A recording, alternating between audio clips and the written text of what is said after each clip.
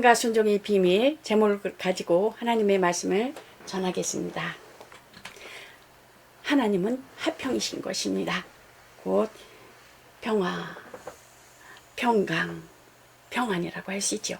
화목하게 하는 하나님은 화평. 그래서 또한 우리 교회가 화평교회죠. 너무 좋습니다. 그래서 하나님은 화평이시라. 그렇기 때문에 그 화평의 반대는 뭐겠어요? 불화, 무질서, 혼돈하고 공허하고 무질서하고 그렇잖아요. 그렇기 때문에 곧 그 하나님께서는 그 아들을 세상에 주심은 화평을 알게 하기 위함이니 화평은 하나님의 질서로 말미암다는 것입니다.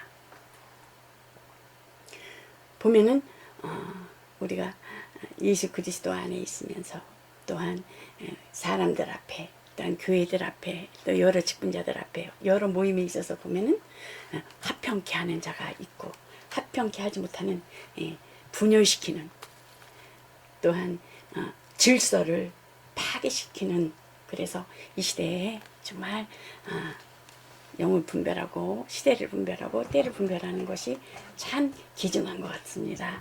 그래서 교회도 우리가 질서를 하나님은 질서의 하나님이시고 화평케 하시는 하나님이시고 평안케 하시는 하나님이시라 정말 조화롭게 오케스트라가 모든 악기가 조화롭게 잘 됐을 적에는 정말 아름다운 그 음악으로 그 멜로디로 들려오지만은 거기서 악기 하나라도 잘못 이렇게 튀어나오거나 그러면 어떻습니까? 굉음이 될 수가 있죠.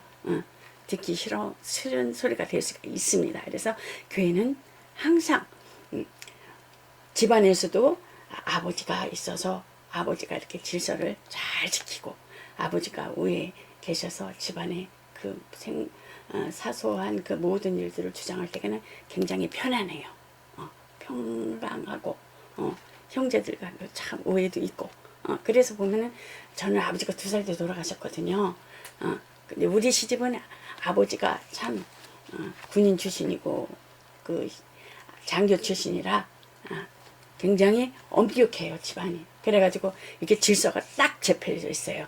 어른이 딱 이렇게 그래가지고 아버지의 그 모든 명령에 의해서 그 자손들이 아니요 네 그렇습니다 이렇게 순종하는 법을 그 아버지로부터 이렇게 보는 것을 볼 수가 있어요. 근데 우리 친정은 아버지가 없으니까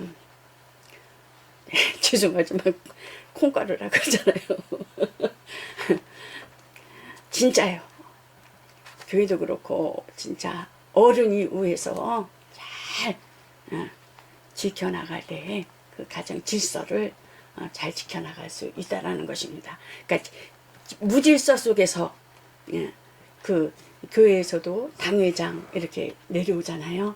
근데 당회장이 아닌 그 성도나 또 밑에 하나님께서는 그 직분을 세워주실 적에는 분명한 질서를 유지하기 위해서 세워주셨거든요. 근데 그렇지 아니할 경우 굉장히 그 혼란스러울 수가 있다라는 거지요. 그래서 정말 당회장이고 그 집안이고는 윗사람이 질서를 잘 세워주셔서 정말 바르게 밑에 사람들을 잘못했을 적에는 이렇게 하라는 그 단호한 그러한 그 분별력이 필요한 것 같습니다. 그래서 그래야지만 교회가 질서대로 잘 세워지고 교회가 교회다운 하나님 보시기에 정말 좋았더라. 성경에 보면 창세기에 보면 좋았더라 그러잖아요. 그런 것 같이 교회를 보고 정말 내가 치례하는 교회가 또한 하나님께서 주신 교회가 정말 하나님의 방법과 하나님의 뜻대로 질서를 잘 유지하고 밑에 사람들 잘 관리하고 있는가 그것도 정말 우리 목회자들이 해야 될 본분인 것 같아요. 그렇지 않냐면은 정말 사람에 이끌려서 사람의 그 비율을 맞추면은 하나님께서 안 기뻐하신다는 것입니다. 하나님은 분명히 예수님께서는 2000년 전에 오셔서 역사하셨지만 우리는 2000년을 기억하는 게 아니라 지금 현재 하나님은 살아계시고 하나님께서는 생명의 근원이 지금 현재거든요. 살아있는 생명력. 성령이 우리 안에 있기 때문에 2000년이 아니라 지금. 그 전에 예수님께서 내가 떠나가는 것이 유익이라 성령이 오면은 친히 너희를 하나님께서 친히 성령께서 이끌어 가시겠다고 했잖아요. 교회도 그렇고. 그렇기 때문에 성령의 역사하신가 지금 현재 현실을 내일이 아닌 오늘 지금 하나님이 지금 역사하고 있느냐라는 것입니다. 그래서 정말 아들을 세상에 주심은 화평을 알게 하기 위함이니 화평은 하나님이 질서로 말미암는다는 것입니다.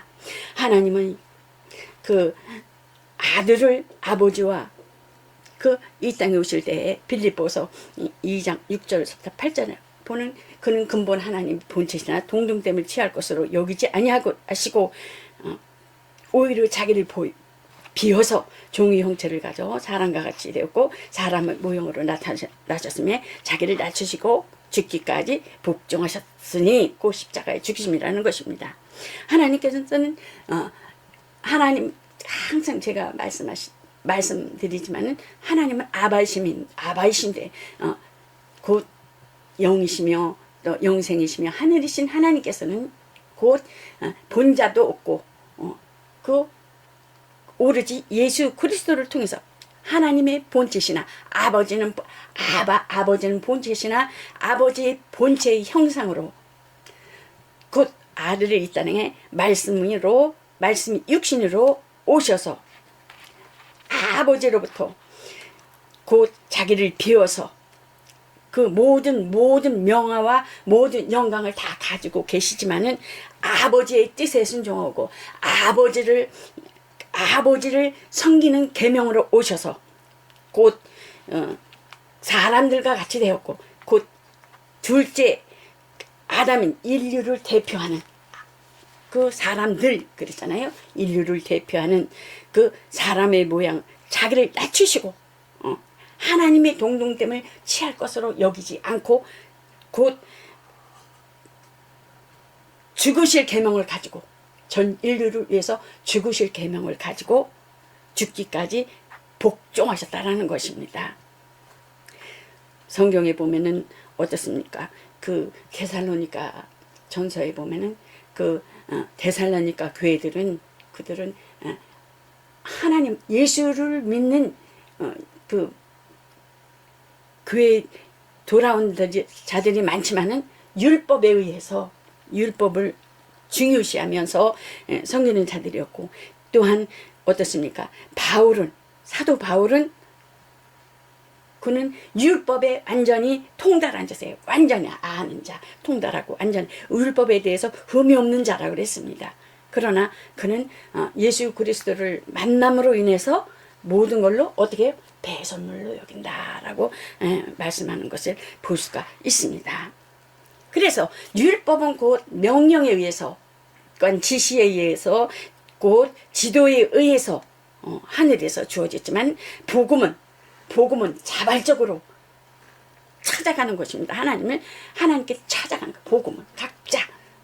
그래서 모세로부터 그 선지자 세례 요한까지는 요한까지니 그렇지만은 곧 예수 그리스도께서는 율법을 완성하셨다라는 것입니다.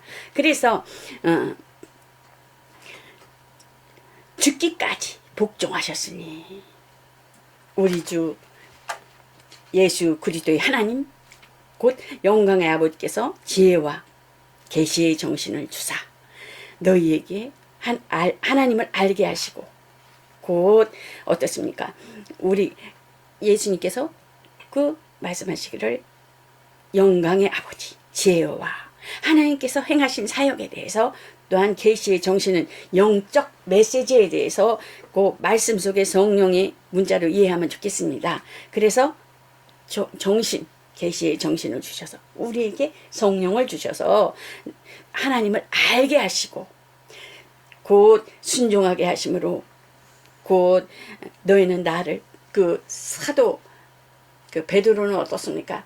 성령을 받기 이전에는 받기 이전에 주는 그리스도시요 살아계신 하나님이라고 하지만은 곧 예수님을께서 죽는데 저기 뭐야 심판하는 데 같이 갔는데도 어떻습니까? 그 여종 앞에서도 모른다고 하고 세 번이나 그 예수님을 부인하는 것을 볼 수가 있잖아요. 그러나 성령을 받고 난 이후에는 십자가에 나는 예수님과 같이 그렇게 그 순교자리에 있었을 적에 감히 난 그렇게 죽을 수도 없다. 거꾸로 매달라. 그랬을 적에 거꾸로 이렇게 매달으면서 이렇게 순교하시는 것을 볼 수가 있습니다. 그래서 주는 그리스도 제자들 앞에서 너희는 나를 누구로 아느냐? 그럴 때에 베드로만이 주는 그리스도시요 살아계신 하나님의 아들이니라. 그랬을 때에 이거는 사람으로부터 알게 한 것이 아니라 하나님이 알게 하셨다고 예수님께서 말씀하시는 것을 볼 수가 있습니다. 그래서 이 반석 위에 내 교회를 세우리니 음부의 권세가 이기지 못하리라. 그 반석 위에 그 든든한 그 반석 땅속에 땅속에 있는 움직이지 아니하는 그 바위 움직이지 아니하는 바위 위에 그 돌 있잖아요. 움직이잖아요. 그 반석 위에 내가 교회를 세우리니 음부의 권세가 이기지 못하리라는 것입니다. 그래서 교회가 질서가 잘 세워지고 교회가 질서가 정말 그 은사로부터 은사자들이 있잖아요. 그리고 달란트들이 있고 하나님께서 주신 각양 그런 받은 은사들이 각각 다르잖아요. 그것이 곧 한 조화롭게 그 아름다운 그 교회로 너희 하나님은 나무고 하나님은 농부고 예수님은 나무고 우리는 가지잖아요. 조화롭게 잘 이어나갈 적에 아름다운 멜로디가 되고 아름다운 교회로서 이어져 나가게 된다는 것입니다. 그래서 질서가 잘 이루어져 나갈 때 교회가 잘 질서가 이루어져 나갈 때 가정이 또한 하나님의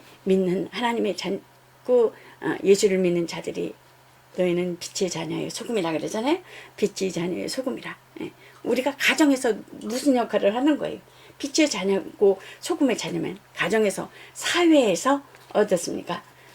질서를 잘 세워 나가는 어떻게 돼요? 말씀으로 자녀들을 잘 양육하고 말씀으로 세워질 때 또한 가정이 바로 세워진다는 것입니다. 이 가정이 지금 너무나 무질서 속에 있잖아요. 가정이 또 이혼도 많고 또 혼자 사는 사람도 많고 결혼도 안 하고 그러잖아요. 그러니까 얼마나 우리가 말씀 안에서 말씀으로 자녀들 양육하고 말씀으로 또한 내가 하는 일에 대해서 자녀들이 보고 알고 부모가 아픔이 무엇이 어디가 아픈가 어디가 불편한가 자녀들이 알 수 있게끔 해야 되고 또한 자녀들은 또 부모에게 순종하고 부모 말씀을 잘 듣고 요새는 뭐 어떻게 했습니까? 자녀들이 말을 안 듣잖아요. 어떻게 해야 돼요? 우리가 말씀으로 먹여야 되고 자꾸만 기도하고 잔소리 아닌 잔소리라도 해야 된다는 것입니다. 아니면은 그 영혼에 대해서 무관심하다는 것입니다. 하나님이 보실 때. 그래서 정말 우리가 교회로부터 질서를 잘 지키고 나갔을 때 가정에서 또한 질서가 또한 그 삶을 생활 속에서 신앙의 삶을 보여낼 때 자녀들이 그 질서 속에서 부모를 잘 공경한다는 것입니다. 아멘. 그러므로 요한복음 13장 6월절 전에 예수께서 자기가 세상을 떠난 줄을 아버지께로 갈 것을 때가 이른 줄 아시고 세상에 있는 자들을 사랑하시되 그 끝까지 사랑하시니라 하시면서 제자들의 발을 씻기시는 것을 볼 수가 있습니다. 서로 죄를 너희는 서로 발을 씻기라 씻기라 그러면서 그러니까 사도 베드로가 그랬나 내 발뿐 아니까 내 몸도 다 씻겨달라고 하잖아요. 그러나 다는 그래서 너희는 이 세상에 살 때 세상에 살아있기 때문에 영혼은 하나님께 드려져 나아가지만 세상에 살할 때 의식주 먹고 살 위한 그런 거로 인하여 자범죄를 지을 수가 있으니까 그때 너희는 회개를 하라, 깨끗이 하라는 것입니다. 내 몸도 다 시켜달라 그러니까 그것으로 됐다 그러면서 그 말씀을 하시는 것 같아요. 예수님은 교회를 끝까지 사랑하신다는 것입니다. 예수님은 왜? 교회는 예수님의 몸이기 때문에. 그래서 성물, 성직자 그러잖아요. 성직자, 내 것이 아니. 교회의 물건은 성물이 되고 성직자, 목회자는 하나님 것이기 때문에 모든 것이 임의대로 마음대로 할 수 없다라는 것입니다. 그 성물도 막 임의대로 막 어디서 주워 오르면 안 돼요. 그래서 정말 귀한 곳으로 좋은 곳으로 하나님 앞에 들여져 나가야 된다는 것입니다. 요한복음 3장 19절부터 22절에 보면 그 정죄는 이것이니 우리는 어떤 자였습니까? 지옥 갈 자였고 멸망의 자식이었고 죄인이었고 망가진 자였어요. 저주의 사람 마귀의 자식이었었어요. 그러나 우리는 예수님께서 하나님 그 아들을 보내주셔서 우리는 그 믿음으로 인하여 의롭다 함을 얻었어요. 그래서 은혜로 우리가 한 것 없이 예수님의 그 십자가의 공로로 인하여 구원을 받았으며 그 은혜로 살아가는 것입니다. 근데 이 말씀을 준비하면서 무엇이 떠오르냐면 고멜에 대해서 떠오르더라고요. 고멜에 대해서 떠오르며 또 사사기의 시대 사사기에 왕도 없고 선지자도 없고 제사장도 없을 때 자기 임의대로 살았던 그 시대 사사기에 그 어려운 시대다라고 볼 수가 있습니다. 자기 마음대로 자기 생각나로 살 때. 그러니까 고멜은 어떤 사람이었어요? 고멜은 호세아가 그 보면은 하나님께서 너는 고멜을 데려다가 장가들라 그러잖아요. 장가들라. 근데 이 고멜은 장가들어서 이제 마음 좀 잡으려 싶으면 나가는 거야. 또 다시 뒤로 오면 또 바깥에 나가서 또 다른 남자랑 자꾸만 또 데려오고 하나님 또 이렇게 하면은 하나님께서 또 끌고 와서 살아라. 그 모습이 우리의 모습이 아니었는가 싶어요. 그치? 진노의 자녀, 마귀의 자녀.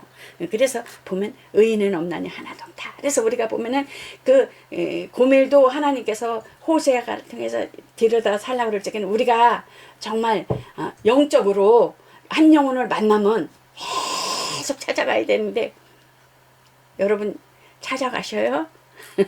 찾아가서 그 영혼을 구원해. 우리도 그런 자였었으니까요. 그렇죠? 영적으로는 버려진 자, 비우거든요. 성경은 다. 저 호세야 뭐냐? 계속 끌어다가 살잖아요. 하나님 명령에 순종해서. 만약에 여러분들이 그렇다면 그렇게 할 수 있겠어요? 그렇죠? 남자분들은 힘들 것 같아요. 근데 계속 호세아는 그 고멜을 찾아다가 사는 거예요. 지금 이 시대에 참 그런 믿음 필요해요. 그렇죠? 저는 영적으로 살려고 영으로 살려고 정말 애쓰지만은 어느 때 보면 하나님 앞에 너무나 죄송해요. 그죠? 그러나 우리는 세상에 살기 때문에 회개하고 돌이키고 자꾸만 나를 쳐서 복종시키고 영으로 살려고 몸부림쳐야 된다는 것입니다. 그 모습을 그래서 작은 것에 충성한 자가 큰 것도 나중에 충성한다는 것입니다. 그 모습을 본다는 것입니다. 그래서 그 빛이 세상에 왔을 때 사람들이 자기의 행위가 악함으로 빛보다 어둠을 그 죄인들의 영적 상태를 말하는 것을 볼 수가 있어요. 어둠을 더 사랑한 것이라. 악을 행하는 자마다 빛을 미워하여 빛으로 오지 아니하나니 이는 그 행위가 드러날까 하며 아담과 하와가 하나님의 말씀에 불순종했을 때 어떻습니까? 그들은 이렇게 벗었었어도 부끄러움을 몰랐어요. 그러나 죄를 짓고 난 다음에는 어떻습니까? 부끄러움을 알게 되어 자기네들이 스스로 나무를 만들어서 옷을 입었지만 어떻게 돼요? 햇빛이 나면 쓰러지고 자기의 방법대로 살고 자기 임의대로 살려고 했지만 다 쓰러지는 것을 볼 수가 있잖아요. 그럼에도 또 동산나무에 숨었는데 하나님께서는 그 어디 숨은 것을 몰라서 아담아 아담아 부르셨을까요? 아니라는 것입니다.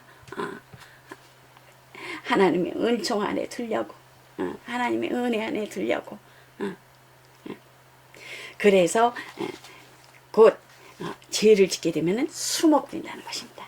그럴수록 어떻게 돼요? 여러분과 저는 교회를 더 빨리 나와야 되는 거예요. 아주 줄기차게 나와서 기도하고 예배드리고 막 내 생각과 싸우는 거예요. 하나님이 싫어하는 거, 하나님 좋아하는 거, 내 속에 검은 것과 흰 것 생각으로 막 싸우는 거예요. 전쟁터죠. 이겨야 되는 거예요. 믿음과 신앙으로 하나님이 기뻐하는 것으로. 그래서 죄짓게 하는 자는 마귀니 그랬잖아요. 죄짓게 하는 이거는 마귀니 그거 이겨야 된다는 거예요. 죄짓게 하는 자는. 그러므로 진리를 쫓는 자는 어떻습니까? 하나님의 말씀을 알고 있는 지식이 진리요, 하나님의 말씀을 알고 있는 또한 믿음이 진리요, 예수 그리스도를 예수만이 알고 있는 지식이 진리요, 예수만이 알고 있는 믿음이 진리라는 것입니다. 그러므로 곧 예수님만이 빛이니 진리를 쫓는 자는 그 행해가 하나님 안에서 행한 것임을 나타내려 함이라 하시는 것입니다. 그러므로 진리를 행하는 자들은 자신을 행하기를 드러내기 위하여 그스스로 그리스도의 빛으로 나온다라는 것입니다. 진리와 자유는 환경으로부터 오는 것이 아니라 예수님으로부터 나온다는 것입니다. 그러므로 예수님께서는 이후에 제자들과 유대 땅으로 가서 거기 함께 유하시며 세례를 주시더라 라고 말씀하고 있는 것을 볼 수가 있습니다. 교회는 예수 그리스도의 몸입니다. 소문화 교인들을 곧 예수 그리스도를 믿는 자들을 핍박하는 유대인이, 소문화 교인들이 핍박을 많이 당하고 있어요. 유대교, 유대교는 예수님 앞에 나왔는데도 불구하고 그들은 그 모세의 율법을 제우선시하는, 예수님 앞에 왔었어도 또한 정부에서든지 그 주체의 배우가 되는 그 자들이 소문화 교인들을 핍박하는 것을 볼 수가 있습니다. 계시록 2장 10절을 보면, 그랬을 때 곧 그들이 대적하는 것은 누가 대적하는 거예요? 배후의 역사는 대적하는 마귀라고 했습니다. 마귀가 장차 너희 가운데서 몇 사람 오게 던져 시험을 받게 하리니 너희가 10일 동안 하나를 받으리라. 하나님 백성을 괴롭히고 또 시험할 수 있는 것은 보이지 아니하는 영적인 어두운 마귀도, 귀신도 하나님께서 쓰인다는 거예요. 그들도 쓰임 받고 있다라는 거예요. 하나님께서 쓰이게 한다는 거예요. 그들도 곧 하나님께서 어떻게 하시라고? 믿음을 정금같이 연단하시기 위해서 허락하셨기 때문에 가능하다는 것입니다. 그렇기 때문에 곧 소문화 교인들에게 그 시험이 순고의 고난으로 끝나게 될 수도 있다라고 할 수가 있습니다. 그러므로 내가 죽도록 충성하라. 그 정말 소문화 교인들에게 주시는 그 말씀이 우리에게도 동일한 말씀인 것입니다. 그러므로 또 만물을 그 발 아래 복종하게 하시고 그를 만물 위에, 바울은 그리스도를 그의 머리로 비유하고 있습니다. 첫째 아담은 범죄하여서 만물을 다스리는 것에 대해서 지혜를 잊어버렸어요. 진자는 이긴 자의 종이 되어서, 그러나 둘째 아담 그리스도는 살리는 영이 되어서 십자가 구속사역을 통해서 새 창조의 머리로서 주권적 통치권을 획득하셨다는 것입니다. 그래서 예수를 믿는 자들은 어떻게 돼요? 잘 살아야 돼요? 잘못 살아야 돼요? 잘 살아야 돼요. 잘 살아서 어떻게 돼요? 하나님 일에 그 모든 것 쓰임 받아야 된다는 거예요. 드리는 것에 있어서.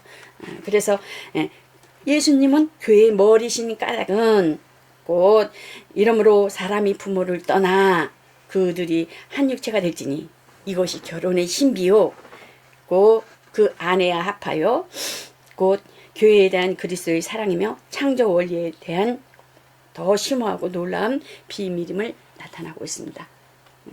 부모를 떠나 그 이스라엘은 그 장가 든다 그러죠. 장가다 정혼인데. 근데 요셉은 그 마리아 집에 이렇게 정혼을 가잖아요. 결혼하기 전에 그 마리아 집에 가서 그 이스라엘은 13살서부터 결혼할 수 있는 여자의 정령기라는 것입니다. 13세 이후서부터. 그래서 그 초경이 지나고 초경이 하고 난 다음에 아기를 가질 수 있는 그때가 될 때까지 기다린다는 것입니다. 그래서 요셉이 즉 마리아 거기 처가살이 하는 거죠. 마리아가 이렇게 장성할 때까지 기다리는 거죠. 근데 마리아가 결혼하기 정혼했으니까 어떻게 돼요? 순수한 그 순결을 지켜야 되는 순정을 지켜야 된다는 거예요. 근데 어떻게 임신을 떡하니 했잖아요. 율법에 의하면 처녀가 결혼하기 전에 다른 아기를 가지면은 두세 사람의 증인에 의하여 돌로 이렇게 죽이는 그런 법이 있었어요. 그런데 그 요셉은 의로운 사람이라 얼마나 착하면 그냥 이렇게 자연히 이렇게 끊기를 원했지만은 천사가 와서 그 요셉한테 와서 그 내 안에 데려오기를 그러니까 말하자면 데려와라. 네 아내를 잉태된 자는 너희 백성을 구원할 구주가 나시리라는 것을 아면이에 이렇게 알리는 것을 볼 수가 있어요. 그래서 곧 그 자손을 낳고 또한 정원하에서 처가집에서 자손을 낳고 난 후에는 어디로 가요? 곧 결혼식을 하는 거예요. 결혼식을 할 때에는 본가 그 남자의 집으로 가는 거예요. 그러니까 우리가 정말 여러분들이 지금 신앙생활 하는 것이 정혼기간이에요. 말하자면 정혼기간. 순정을 시키고 순결을 하나님 앞에 깨끗함과 거룩함으로 지켜나가야 되는 것입니다. 그래서 예수님이 오실 때에는 예수님 신랑이 그 하늘에 오실 적에는 우리를 그 신부 우리가 그래서 이 땅에서 신앙생활하는 것이 신부단장하는 거예요. 신부단장하면 결혼식 전에 뭐 마사지도 하고 아주 꽃단장을 하잖아요. 준비하고 뭐 예물도 준비하고 또 뭐 머리도 예쁘게 하고 뭐 그렇잖아요. 보니까는 저는 그냥 결혼할 때 보니까 그냥 했는데 우리 동네 앞집에 보니까 부자였었어요. 보니까 걔 결혼할 때 가서 이렇게 보니까요, 영 밑에까지 요 아래 허리까지 다 마사지 하더라고요. 난 그런 걸 처음 봐가지고 깜짝 놀란 거예요. 저는 그런 거 몰랐거든요. 근데 여기까지 막 여기까지 마사지 다 하고 다리 있는 데까지도 마사지 다 하더라고. 저는 그걸 처음 봤어요. 너무 시골스러워가지고. 그래가지고 그렇게 단장하는 거예요. 하나님 앞에. 우리가 예수신 신랑을 그렇게 맞이하는 거야. 하늘날. 그래서 우리가 끝까지 믿음과 신앙을 지키는 자들이 예수님 신랑을 만나는 것입니다. 그것을 비유해서 우리가 지금 가정 5월달은 가정의 달이잖아요. 그래서 곧 아내와 그 남편이 결혼하여서 부모를 떠나 결혼을 했는데도 부모를 떠나지 아니하고 그러면 아내는 외로운 거예요.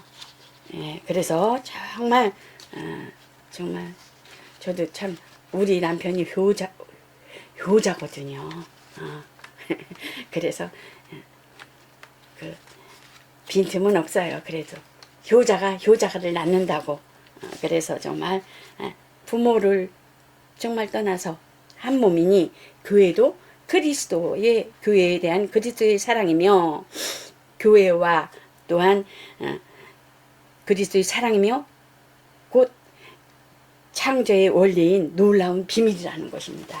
우리는 신부며 예수님은 신랑이기 때문에 그렇기 때문에 이와 같이 가정에서도 남편을 아내의 머리로, 아내는 남편의 몸이니 이 둘이 합하여 한 몸이 되어진다는 것입니다. 그래서 절대 또한 아내는 애들을 네 아빠는 이렇다, 네 아빠는 이래 절대 숭보면 안 되는 거예요. 한 몸이기 때문에, 한 지체이기 때문에 아버지를 칭찬해주고 아버지를 높여주고 아버지를 세워줘야 되는 거예요. 그럴 적에 나가서 정말 어려운 일이라도 힘든 일이라도 마음껏 하는 거예요. 힘이 나는 거예요. 아, 우리 아내가 나를 이렇게 힘을 주는구나. 그래서 이렇게 질서를 잘 세워야 나가야 된다는 것입니다. 이 둘이 합하여 한 몸이 되어 이것이 복받는 비결이고 성령이 역사하시는 비결이라는 것입니다. 이와 같이 남편들도 자기 아내 사랑하기를 제 몸같이 할지니 자기 아내를 사랑하는 자는 자기를 사랑하는 것이다. 그러므로 질서가 세워 그리스도께서 교회를 그 몸의 지체로서 여기듯이 남편도 아내를 한 몸으로 여겨야 한다는 것입니다. 그리스도께서 교회를 위해 자신의 몸을 희생하시고 돌보시는 것처럼 남편도 아내에게 그렇게 해야 된다는 것입니다. 남편은 아내를 사랑해야 되고 아내들이요 자기 남편에게 복종하기를 주께 하듯 하라. 아내가 주님께 순종한 것처럼 남편에게 순종해야 한다는 의미가 아니라 아내가 남편에게 순종하는 것이 주님 앞에 드리는 곧 봉사임의 의미를 알아야 된다는 것입니다. 하나님 그것을 보신다는 것입니다. 아내는 남편에게 순종하여야 마땅한 이 비밀이 크도다. 내가 그리스도의 교회에 대하여 말하노라. 여기에 감춰진 비밀이 있다라는 것입니다. 그리스도와 교회가 연합된 것이 신랑과 신부의 관계가 비유되고 있는 것을 말하고 있습니다.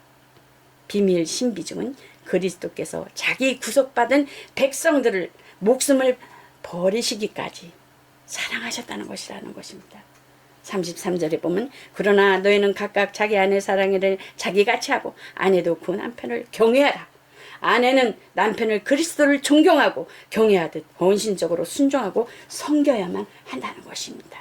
참된 사랑은 두려움을 내어쫓으며 존경하는 마음은 자발적으로 순종을 가능케 한다는 것입니다. 그러므로 이것은 가정이 생명 얻는 비밀이며 또한 이렇게 할 때 주님의 뜻을 이루며 또한 성령을 역사하신다는 것입니다.